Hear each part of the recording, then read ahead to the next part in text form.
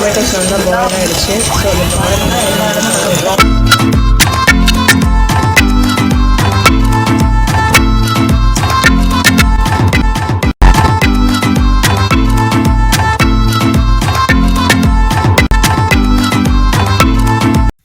Hello hi friends, welcome to Sophie kitchen. இன்னைக்கு என்ன செய்ய போகிறோம்னு பார்த்தீங்கன்னா பன்னீர் கிரேவி செய்ய போகிறோம். அதுக்கு வந்து ஒரு துண்டு பட்டர் எடுத்துக்கோங்க. பட்டர் நல்லா மெல்ட் ஆகட்டும்.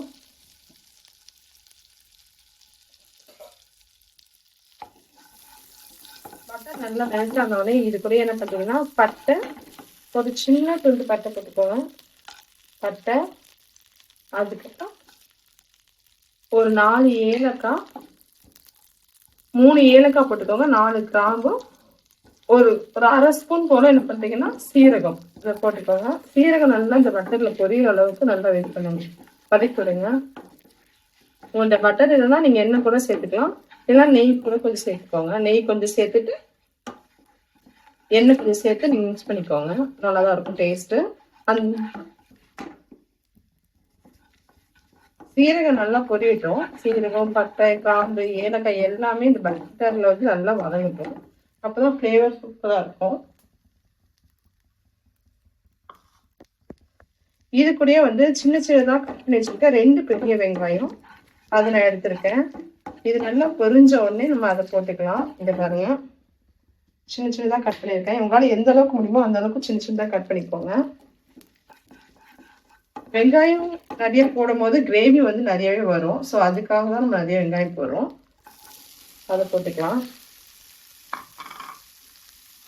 போட்டு இந்த பட்டர்லேயே நல்லா வதக்கி விடுங்க. உங்களுக்கு இன்னும் கொஞ்சம் வேணும்னா கூட பட்டர் எக்ஸ்ட்ரா கூட நீங்கள் ஆட் பண்ணிக்கலாம்.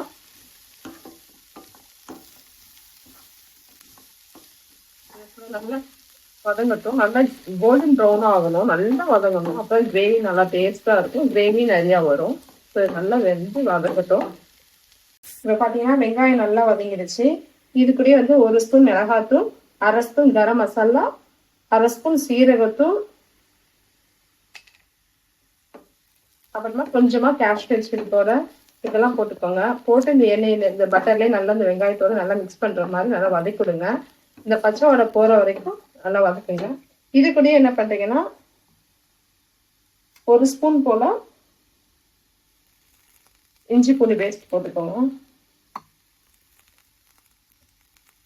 இஞ்சி பூண்டு பேஸ்ட் போட்ட உடனே கொஞ்சமா உப்பு போட்டுக்கோங்க, அப்பதான் அடி பிடிக்காது. இந்த இஞ்சி பூண்டு பேஸ்டோட பச்சை வடை, அதுக்கப்புறமா வந்து இந்த மசாலாவோட பச்சை வடை போற வரைக்கும், அந்த ஸ்மெல் போற வரைக்கும் நல்லா வந்து வதக்கிடுங்க.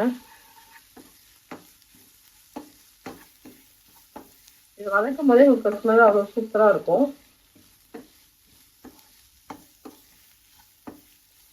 நல்லா வதக்கிட்டு ஒரு 2 நிமிஷம் நல்லா வதக்கிடுங்க. நல்லா வதங்கிடுச்சு. இந்த கேப் ஆட் பண்ணீங்கன்னா 2 பெரிய சைஸ் தக்காளியை எடுத்து மிக்ஸி ஜார்ல போட்டு நல்லா அரைச்சிக்கோங்க.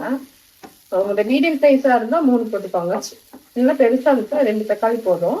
ஸோ இந்த பச்சை வடை போனதுக்குமே தக்காளி அரைச்சி வச்ச தக்காளியை இதுக்குள்ள ஊற்றிடலாம். இந்த ஜார்ல கொஞ்சம் தண்ணி வச்சு அரைச்சி அதையும் எடுத்து ஊற்றிடலாம்.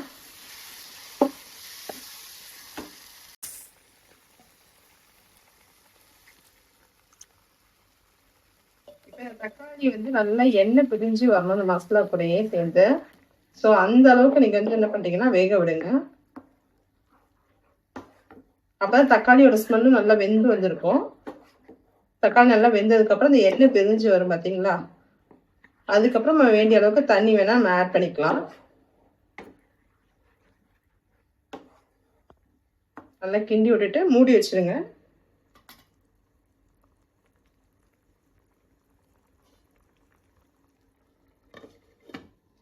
நல்லா கொதிக்கட்டும்.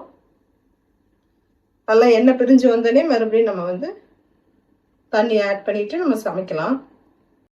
தக்காளி அரைச்சி வச்சு பார்த்தீங்களா, அந்த மிக்ஸி ஜார்லேயே வந்து ஒரு 4 முந்திரி பருப்பு,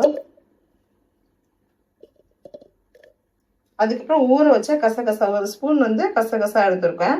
அதை தண்ணியில போட்டு ஊற வச்சிருக்கேன். அதையும் இதுக்குள்ள போட்டு நல்லா மையா அரைச்சிட்டு வந்துடலாம். இப்போ நல்லா வந்து எண்ணெய் பிரிஞ்சு வந்துருச்சு. எந்த அளவுக்கு வதங்கி இருக்கு பாருங்க.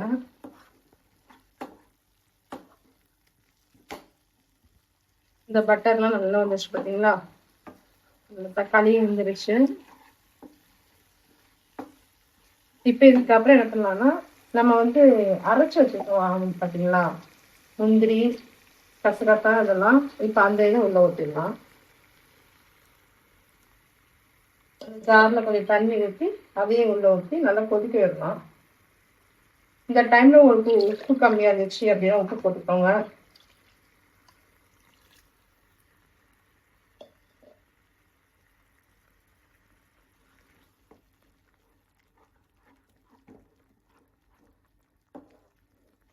இப்போ வந்து கிரேவி வந்து நல்லா கட்டியாகும். அந்த கசகசா முந்திரிலாம் போட்டிருக்கறதுனால உங்களுக்கு கிரேவி வந்து நல்லா கட்டியாக இருக்கும். உங்களுக்கு எந்த அளவுக்கு கிரேவி கட்டியாகணுமோ அந்த அளவுக்கு வச்சுக்கோங்க.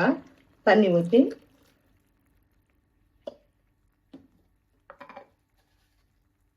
கொஞ்சமாக உப்பு போட்டுக்கலாம்.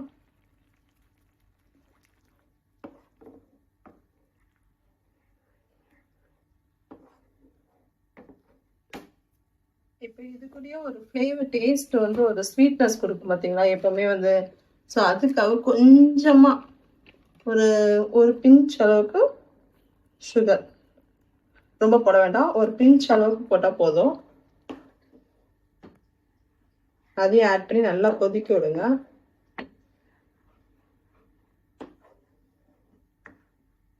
இது நல்லா கொதிச்ச உடனே நம்ம என்ன பண்ணலாம்னு பார்த்தீங்கன்னா, எடுத்து வச்சிருக்கேன், கட் பண்ணி வச்சிருக்கேன் பன்னீர் போட்டுடலாம். நான் 200 கிராம் பன்னீர் எடுத்திருக்கேன். உங்களுக்கு இப்போவே வந்து வீடு ஃபுல்லாக ஃப்ளேவர் சூப்பராக இருக்கும். ஸோ இது நல்லா கொதிக்கட்டும். கொதிச்சே நம்ம பன்னீர் போட்டுக்கலாம். பன்னீர் வந்து இந்த மாதிரி கட் பண்ணி வச்சுக்கோங்க. உங்களுக்கு எந்த சைஸில் ஏதாவது சின்னதாக வேணாலும் நீங்கள் கட் பண்ணிக்கலாம். ஸோ இது மாதிரி கட் பண்ணி வச்சுக்கோங்க. நம்ம வந்து இதை வந்து க்ளோஸ் பண்ணவே இல்லை, அப்படியே தான் உள்ளே போட்டுக்கிறோம். பன்னீர் வந்து நல்லா சாஃப்டாக இருக்கும் நம்ம சாப்பிடும்போது. ஸோ அதுக்காக தான் இந்த நல்லா இந்த பன்னீர் கிரேவி கொதிச்ச உடனே என்ன பண்ணலான்னா, இந்த பன்னீர் எடுத்து அதில் போடலாம். போட்டுட்டு நம்ம மூடி வச்சுட்டு ஒரு 10 நிமிஷம் நல்லா வேக விடணும். அதுலேயும் இந்த பன்னீருக்குள்ள எல்லா குழம்போட டேஸ்ட்டும் வந்து அப்சர்வ் ஆயிரும், அந்த கிரேவியோட டேஸ்ட்டு. ஸோ அப்போ சாப்பிடும்போது பன்னீர் சாஃப்டாகவும் இருக்கும், அது டேஸ்ட்டும் ஒன்றும் நல்லாயிருக்கும். இப்போ பாருங்கள் நல்லா கொதிச்சிருச்சு கிரேவி. இப்போ நம்ம கட் பண்ணி வச்சிருக்கிற பன்னீர் உள்ளே போட்டுக்கலாம். போட்டுட்டு உங்களுக்கு எந்த அளவுக்கு கிரேவி கட்டியாகுமோ அந்த அளவுக்கு கட்டியாக வச்சுக்கோங்க.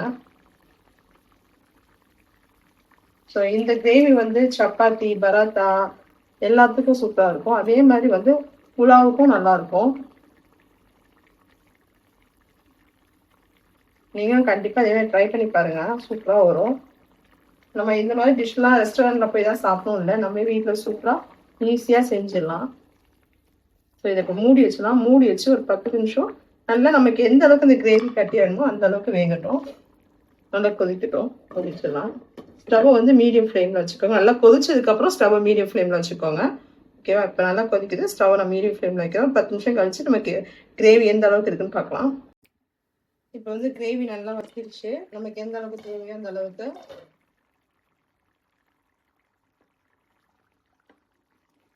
கொஞ்சம் இன்னும் தண்ணி விட்டுட்டோம்.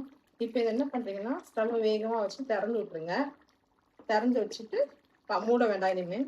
இதுக்கு மேலே வந்து கஸ்தூரி மேத்தி வந்து நல்லா நல்லா அப்படி கையில் கசக்கிட்டு கஸ்தூரி மேத்தி போட்டுக்கோங்க. வாசம் சூப்பராக இருக்கும்.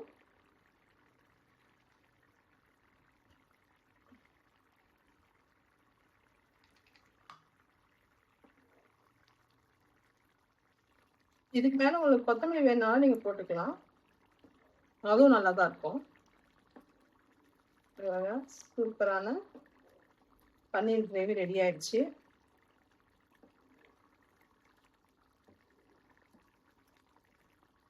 உங்களுக்கு இதே மாதிரி நீங்களும் இது மாதிரி செஞ்சு பார்த்துட்டு எப்படி இருக்குன்னு சொல்லிட்டு எனக்கு லைக் பண்ணுங்கள், ஷேர் பண்ணுங்கள், கமெண்ட் பண்ணுங்கள். மறக்காமல் பக்கத்தில் இருக்க பெல் ஐக்கானை கிளிக் பண்ணுங்கள். அப்போ தான் நான் போகிற எல்லா வீடியோஸுமே உங்களுக்கு உடனே வரும். Thank you friends.